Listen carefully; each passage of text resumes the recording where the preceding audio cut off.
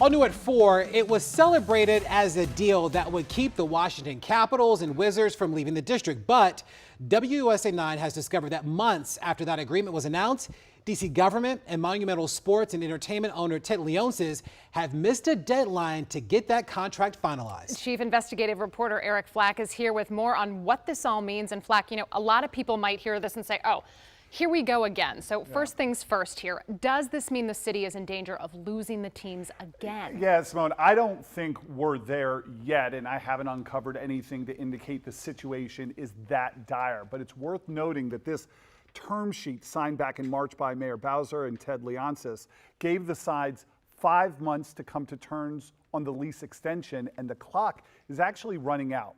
When Bowser and Leonsis called that big press conference March 27th, they announced they were going to keep the two teams in D.C., do $515 million in city-funded renovations to Capital One Arena, and of course keep the Capitals and Wizards from moving to Northern Virginia.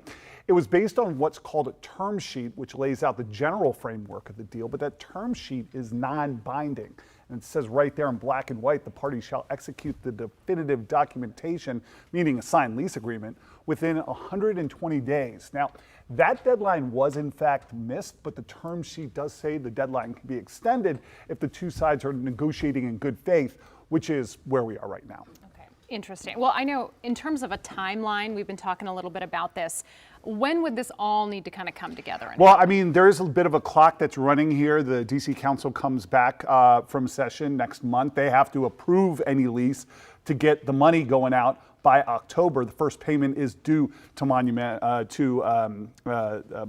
in October. It's worth noting a Monumental spokesperson downplayed all this to me. They said the two sides are just working through the paperwork. A district spokesperson only said that Monumental are negotiating, quote, several agreements with the city, and once finalized, the deal will be sent to DC Council for approval. It's pretty surprising that this isn't wrapped up yet, because there was considerable pushback when they were talking about going to Northern Virginia.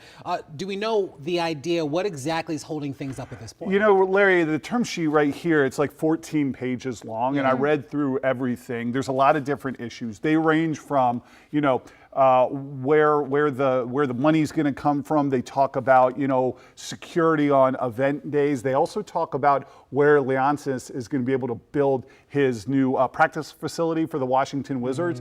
They're going to try to do it at Gallery Place. If not, it's got to be somewhere else in D.C. They talk about a place called RFK Stadium. I don't know if you've heard of it. Rings a bell. Where a football team also is talking about going. So we'll see what happens there. How many teams can we put in RFK? I know, right? Put them all there. Well, it's one lot, like all these teams. Everybody's trying to get dibs on it. All right. Chief investigative reporter Eric Flack, appreciate you shedding some light on this Thanks, guys. tonight. Thank you.